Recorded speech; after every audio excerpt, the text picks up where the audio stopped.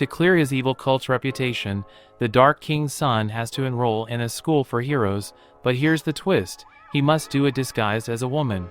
So get comfortable, let's start. In the world of martial arts, the forces of justice and evil have always been at odds. However, in the year of the fish, an evil cult began to grow in power and popularity, threatening the world. Unable to accept this situation, the Justice clans joined forces and attacked the cult's headquarters in a battle that would determine the world's fate. After a brutal battle between the forces of good and evil, the heroes reached the chambers of the cult leader, the demon Yu Baotian.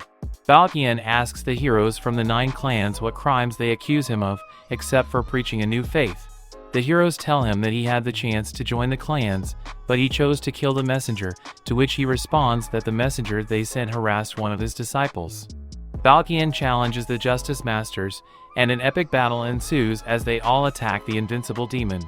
13 years later, the temple lies in ruins, and the once powerful demon Yu Baotian is now nothing but a fish with feet and hands, stripped of his powers. Weak and cowardly, Baotian awaits the arrival of his son, Yurinjia, who has gone to the village in search of provisions. Baotian worries that Yu's identity will be exposed, putting him in the crosshairs of his enemies, as since his defeat, all his followers have been hunted by justice. Nevertheless, the young man clarifies that in the village, people are not so bad. Tired of worrying about his son's safety, Baotian decides it's time to clear the cult's name and certify it with the forces of good. This way, the demon could pass his position as Lord of Darkness to his son, but legally and accepted. This would allow Yu to live a normal life with a secure future. When Yu asks his father if it's possible to forge these documents, he replies that it's not, as it can only be achieved through study and exams. Therefore, he must attend a prestigious martial arts school to obtain his certification. Yu doesn't seem too interested until Baotian informs him that, to attend, he must come down from the mountain and venture into the world. Yu gets ready, but Baotian informs him that he still doesn't trust the world, so he assigns him a bodyguard in the form of Li Dongfang, his most powerful warrior and expert in the art of invisibility. Thus, accompanied by Li, Yu heads to the martial arts school to start his new life. Yu and Li arrive at the Justice League school building, where they have to line up to enter and register. Li is very excited about the idea of Yu attending the school because once he gets his certification, it will legitimize the cult, thus restoring the powerful clan it once was. However, upon arrival, the two face their first challenge, as for obvious reasons, members of the cult are forbidden from enrolling in the school, and if caught, they will be executed by League members. Our protagonists witness the rigor of the League when the head of security at the academy, Qiang, beats a potential recruit, having recognized him as a cult member and arresting him on the spot.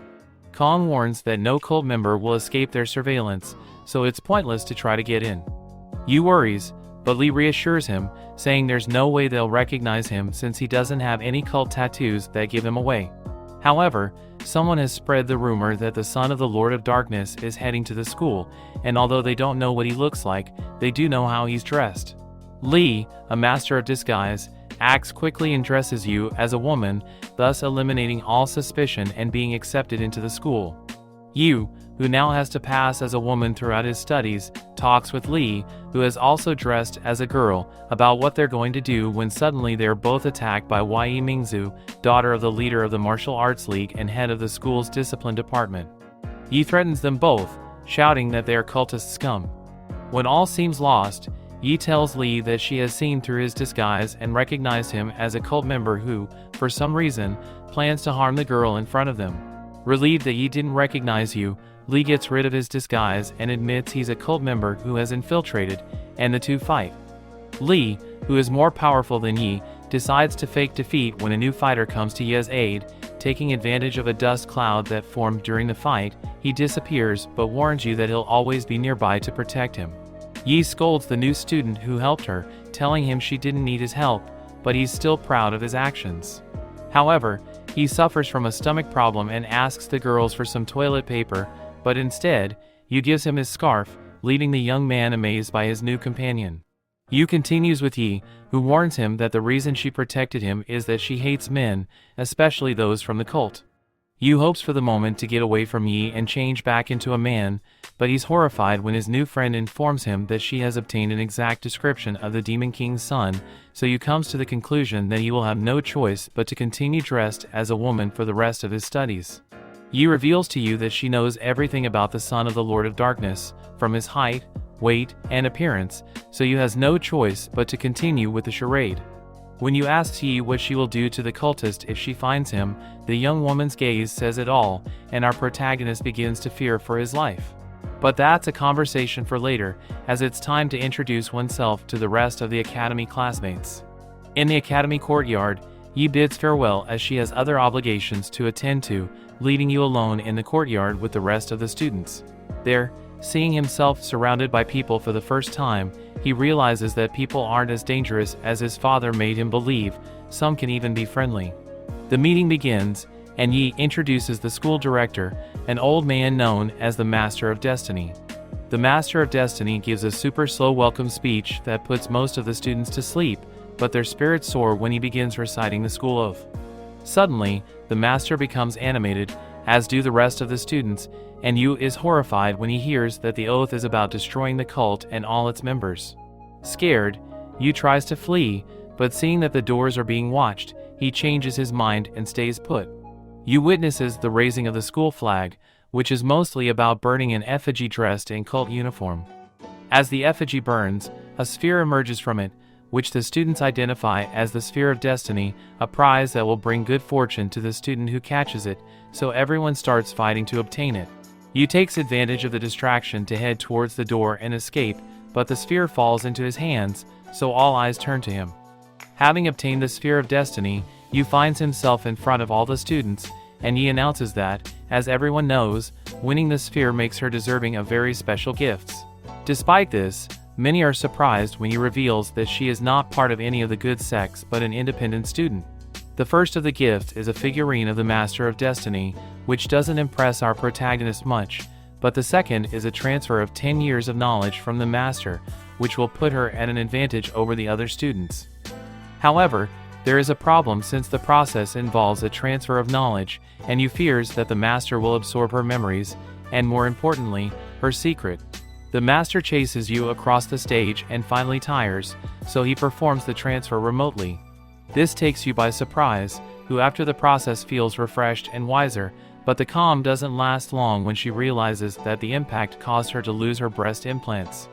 The students accuse the new student of being male, but Yi, convinced otherwise, assures them that the new student is actually a flat-chested girl, and it's not her fault to wear something to disguise. Despite the explanation, the students don't believe it, so Yi kisses her classmate since everyone knows she hates men and would never kiss one, which convinces the others. Yi scolds Yu for keeping her flat chest secret but forgives her, and the two head to the school's level tests. There, Kong conducts the leveling tests, which will determine which type of class each student will attend, basic or advanced, although there's also the risk that students may not pass any tests and be expelled from the academy before even starting. Kong greets Yi, revealing that the young woman is also a first-year student, which surprises Yu due to Yi's knowledge of the school. Yi responds that despite never having attended the school, she grew up in it, and now it's her turn to attend. Kong begins the tests, and it becomes clear that he has something against Yu, as he doesn't respect her for not being part of any sect, and that kind of individual thinking can be a problem, so he tries to expel her as quickly as possible. Kong demands double from Yu than from the other students, but the young woman is able to pass all the tests, and many suspect it's due to the power she received from the Master. The tests continue, and some students are expelled, but Kong can't expel Yu until he invents an excuse during the knife-throwing practice. The students complain, but Qiang's decision is final. However, the instructor is attacked by Riming, a young student who shoots sunflower seeds at him with a cannon, furious at his treatment of her classmate. Riming, from the unknown sunflower sect, can't stand to see the instructor's treatment of Yu, so she challenges him to a duel in which if she wins, Kong must apologize to the disqualified student. Kong can't believe what he's hearing, knowing there's no way the tiny girl can beat him, especially after discovering that Bai hasn't passed any of the previous tests so far. However, this doesn't deter the girl who insists on challenging him, so the instructor accepts to settle this matter once and for all. Kong defeats Bai with a single blow as the girl can't even move, and the fight makes Kong remember Bai's father, one of the worst fighters from one of the worst sects that ever existed. Bai gets angry when Kong insults her father and challenges him to keep fighting, although the girl can barely stand. While Bai talks about her father, Yu remembers his relationship with his own, and something awakens in him. Tired of Bai's insults, Kong loses control and attacks the girl, only to see his blow intercepted by a furious Yu, who challenges him to a real fight this time. Yu challenges Kong, who accepts the fight with the young woman. However, Yu dodges all of the instructor's blows and even pulls Bai out of harm's way, leaving her in Ye's care. While all the students wonder why their classmate isn't fighting, Yu remembers his father's warnings. Since he was a child, Yu was blessed by the cult masters, who trained him in all their disciplines. However, on the night of the cult's downfall, the members, fearing that their chi would be stolen after the defeat, decided to give all their chi to Yu, making him one of the most powerful people on the planet. This proves to be a problem since if Yu uses the martial arts he was taught as a child, he will immediately be exposed as one of the cult members since only they use that kind of martial arts. Yu remembers his father telling him never to use his training if he doesn't want to attract attention, and when Yu asks what to do if someone bothers him, his father replies to just slap him. In the present, Yu slaps Kong, defeating him with a single blow, but the instructor recognizes the slap as one of the special strikes of one of the cult masters. Kong tries to recover and notify Yu's identity, but the slap has side effects that drain his chi, and he faints, but not before writing the word cult in the sand. The students celebrate, convinced that Yu is powerful thanks to the master's destiny powers, but the celebration is interrupted by the arrival of a new character. Yu, the leader of the discipline department, arrives and discovers the presence of a cult member and invites him to surrender voluntarily, or the alternative will be worse. Yu assures that one of the students is a member of the cult and erases Qiang's message. The leader of the discipline department assures the spy that if he reveals himself, his death will be quick and painless. When he asks what makes him suspect the spy's presence, Yu assures it comes from very reliable information from a witness. Yu calls the witness, who turns out to be Sion, the companion who saved Yu from Li and to whom she gave her scarf to use as toilet paper. Sion approaches Yu, recognizing her, but instead of accusing her, he is glad that she is safe and sound, as he is sure she is a target of the cult, which poisoned her scarf with the idea of killing her. At first, Yu doesn't understand anything, but then she remembers that among her belongings, she had homemade hot sauce that must have spilled on the scarf, and when Sion used it as toilet paper, the spiciness reached his rear, which he confused as poison. Everyone believes that someone tried to poison Yu when Li emerges from the shadows, revealing himself as the assassin, and fights against Yu, with whom he has an old rivalry. Yu chases Li, and the whole matter is left in the past, so it's time to see how the students have fared in class selection. As expected, Yi is accepted into the advanced class, but to everyone's surprise, Yu is sent to the problematic students class. The problematic students class, as its name suggests, is a building hidden from the public eye where the worst students in the school attend, but who are still not suitable to represent the school. Yu meets her new classmates, including Sion, who has fallen in love with his classmate and calls her benefactor, and by Riming, who soon takes over the class as a teacher. However, Yu arrives and deducts school points from Bai for impersonating a teacher. Yu explains that they, being the worst class in the school, are constantly on the brink of expulsion, which will occur when they lose 100 points. Yu deducts points from the beginning, with Yu being the most affected. Due to knocking out an instructor, she automatically loses 100 points, so she will be expelled before even starting classes. Yu worries when the teacher orders the guards to search for the girl's belongings, as her clothes and all the evidence that she is the son of Yu Baoqian are there. Sion and Bai refuse to let their friend be expelled and threaten the teacher that if Yu leaves, they will too, to which Yu agrees without hesitation. However, before they are expelled, Yi defeats some guards and appears at the classroom door, defiant. Yi confronts Yu, telling him it's unfair that her classmate is being expelled when the reason she attacked her instructor was in self-defense. However, Yu doesn't accept the justification since in his world, the only thing that makes sense is the addition and subtraction of points, regardless of the reason. Disheartened, Yi resigns from the discipline department, earning her a place in the problematic students class.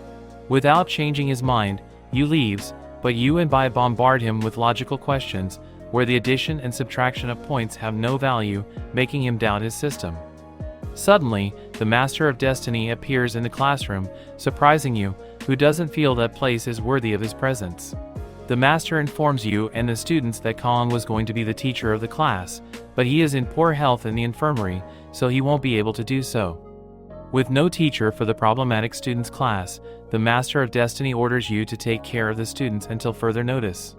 The Master is pleased to see Yi alongside Yu, and convinced that it is a sign of destiny, he grants both young women 5 extra points, saving you from suspension, to use surprise.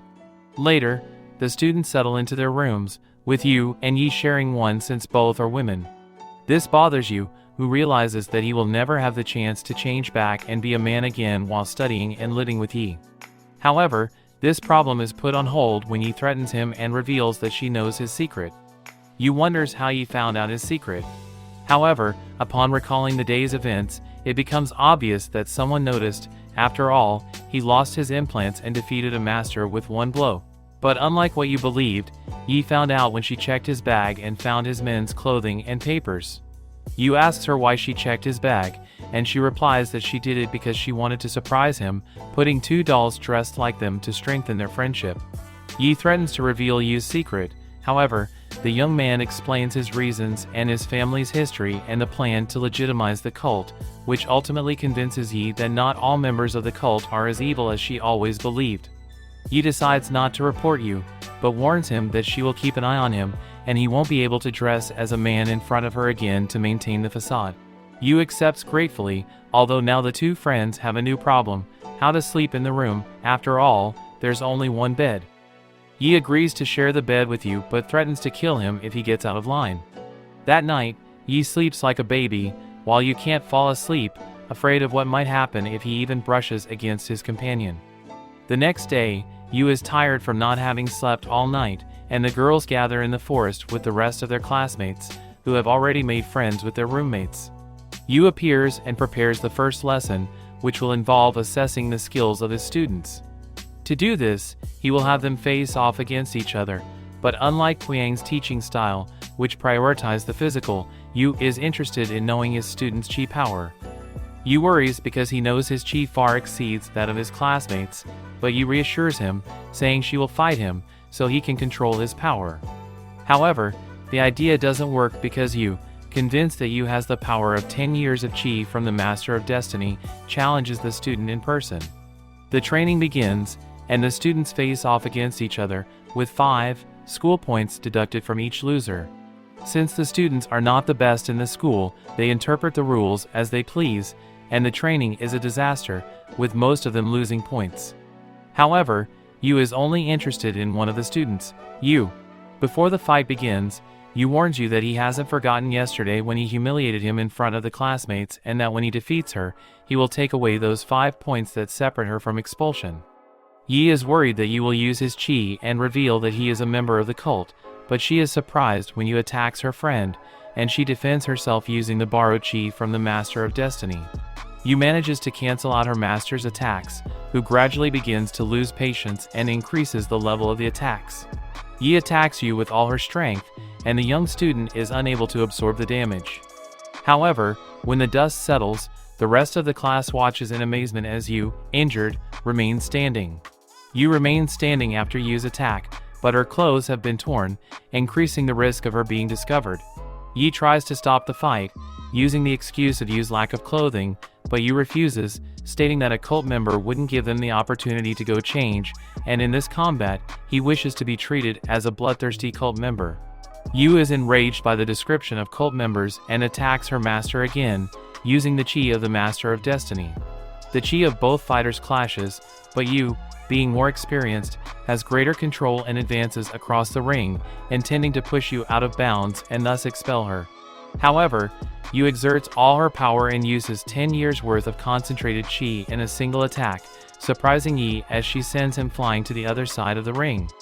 Yu counterattacks, but as he is about to deliver his final blow, Yi notices that one of the professor's feet is outside the ring, making him the loser.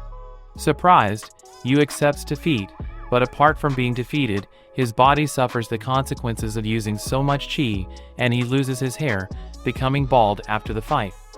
Yu celebrates her victory and runs to her friends, but suddenly her clothes disintegrate completely, revealing her secret. When all seems lost, Li Dongfang returns and immediately dresses Yu as a woman, thus protecting her secret, although this time giving her a more revealing outfit that Yi finds charming, although she later remembers that Yu is male. Li reveals himself to the students as Li Shufang, the new teacher in charge of the problematic students class, thus integrating into the group as their governess. When Li asks what happened to Yu's clothes, the students tell him it's Yu's responsibility, and Li hits Yu. Yu regains consciousness and, while admitting defeat, also tells Yu that from now on, they will be enemies, and he will find any excuse to expel her for humiliating him twice. Yu also confronts Li, although he doesn't seem to recognize his disguised enemy, and he entrusts Mrs. Li with finding him a wig, even giving her his home address before leaving. Everyone in the problematic students class celebrates, unaware that they are being spied on by another group of well-off students using a telescope, courtesy of the inventor Tang Tang. Later, in the classroom of the problematic students class, life continues without much disturbance, as no one seems to be coming to teach them anything, so chaos reigns, but it's a fun chaos. Unfortunately, the fun ends when Yu appears with two important announcements. The first is the presence of a new classmate, the quiet Tang Tang, and the second news, a bit more complicated. Apparently, a change in the points rules allows students with a score lower than 30 to be expelled, which again puts Yu in trouble. Although everyone knows it's a trap set by Yu, they have no choice but to accept the new rules. To increase their scores, the group can accept different missions that will earn them positive points, and Tang Tang requests one of these missions since she needs the points. However, Yu warns her that it's a team task. Tang Tang accepts, as does Yu, but they are surprised when the rest of the classmates, alerted by Tang Tang's quiet personality, accuse her of being a cult member. Yu defends Tang Tang, but all the students have reasons to doubt the nature of their new classmate. However, despite Yu's defenses, the new student has no interest in being defended, and she doesn't care what others think of her, so she heads to the group mission to collect the much-needed 10 points. The mission is to harvest a field for the school, so the students get to work. The boys don't seem to take the mission very seriously and start playing in the mud. The girls, on the other hand, take it more seriously but are equally incompetent in agricultural tasks. Except for Yu, who, having been raised with a fish, had to learn to harvest her own fields by herself, demonstrating great skill. Yi is surprised and asks Yu to teach her. Tang Tang, the only one who has taken the task seriously, finishes her part of the harvest but learns from her supervisor that to collect the points, all class members must meet their quota. Seeing that her classmates are completely useless, Tang Tang decides to take matters into her own hands and decides to do everyone else's work. The young genius creates a harvesting machine, similar to a trimmer, and walks through the field harvesting wheat. This catches the attention of her classmates, who have never seen this type of technology, so the quiet girl makes each of them their own harvester, not only making the work more fun but also faster. Thus, before the end of the afternoon, the work is finished, and the class obtains their 10 points. However, the celebration is interrupted when they discover that they are 10 community points, and in reality, each one has only earned a single point, keeping them in the red numbers. To continue earning points, the group accepts another mission, but this time Yu is in trouble because the next mission involves communal baths, so she will have to undress. Contrary to what you believed, the task of cleaning the bathrooms does not involve taking off her clothes. Why should it? So she feels much more comfortable with the task at hand. Additionally, it allows her to connect a bit more with Tang Tang and help her with her inventions. However, when the task is finished, the girls decide to take a bath, which puts Yu in trouble. Trying to escape, Yu loses her clothes. Everyone hears a strange sound of arguments outside the baths, and the girls go out to investigate, leaving Yu and Tang Tang alone. The quiet girl returns Yu's clothes, and Yu dresses, but she is surprised when she accidentally removes Tang Tang's clothes, revealing that the young girl has wounds all over her body. Yu apologizes to Tang Tang for exposing her wounds but urges her to investigate the situation in the men's bathroom. Tang Tang apologizes in advance. In the men's bathroom, students from the troubled class argue with Xixiang from the advanced class, who demands that the others leave. Tang Tang greets Xixiang, revealing him as her master, as her family has property rights with his for sparing their lives when they sided with the cult. Xixiang treats Tang Tang like an animal, even whipping her with a whip, which she accepts. Yu, however, refuses to accept the punishment as she doesn't recall Tang Tang's family name being associated with the cult and threatens Xixiang. Suddenly, Yu appears and while reminding them that fights between students aren't allowed, duels to defend their comrades are, authorizes a fight between Yu and Xixiang, with the loser giving 10 points to the winner. They both accept, but Xixiang clarifies he's too rich and powerful to fight and appoints a warrior in his place, none other than Tang Tang. With no other option, Yu agrees to fight Tang Tang, but the fight is unfair as Yu refuses to harm her. Tang Tang also fights, but when she approaches Yu, she asks to be struck, indicating she wants to be defeated. The two women continue to fight until a smoke bomb explodes, leaving them alone. When the smoke clears, Tang Tang lies defeated, and Yu declares victory. However, a humiliated Xixiang refuses to accept defeat and counterattacks by accusing Yu of being a cult member. Xixiang's accusation is based on the fact that Tang Tang never socialized with anyone, and the reason she's close to Yu is that she's also a cult member. Yu is angry because although the accusation makes no sense, it's technically true. Xixiang also uses a brooch belonging to Tang Tang's mother as evidence, recognized by all as belonging to a cult member. However, Tang Tang insists it's not a weapon but a hairpin her mother left her before dying. Yu, furious with Xixiang, takes the brooch and reprimands him for bringing a cult weapon to school, risking the cult trying to reclaim it, before leaving.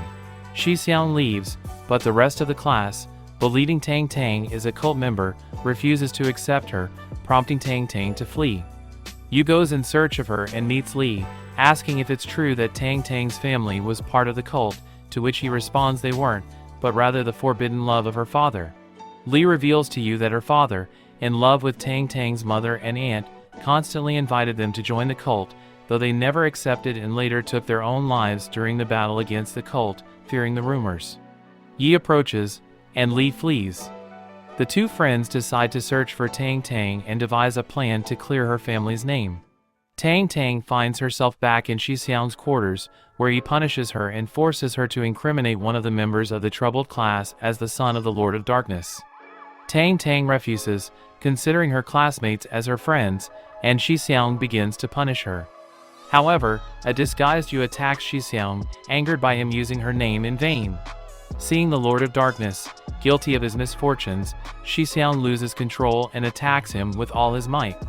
Yu and Tang Tang take the fight to the school's main courtyard, where everyone watches the young man fighting against the cult leader's son. While they fight, Yu approaches Tang Tang and tells her to strike him, just as she did in the bathrooms. An explosion occurs, and Yu lies defeated at the feet of a victorious Tang Tang. Suddenly, Li appears and rescues his master, cursing Tang Tang's family name and swearing they have always been enemies. Li tries to flee with Yu, but they are caught by an energy bell, courtesy of the Master of Destiny. Before the Master approaches them, Yu loses control and attacks Li, his hated enemy, accidentally destroying the shield and allowing the duo to escape. Yu's friends begin to suspect that the only one absent from the fight is their friend, but Yi covers for her with an excuse and raises no suspicions. Having witnessed what happened, the Master redeems Tang Tang's family name, making her the matriarch of her own sect and entitled to the rights as such. Thus, she is no longer Xixiang's slave and can choose which class to attend. Tang Tang takes advantage and kills two birds with one stone, whipping Xixiang with her whip, which the villain deserved, and also losing points in the process. As punishment for assaulting another classmate, she is placed in the troubled class, which everyone celebrates. That night, in bed, Yu confesses to Yi that she accidentally may have revealed her identity to Tang Tang when suddenly, the young woman knocks on the door.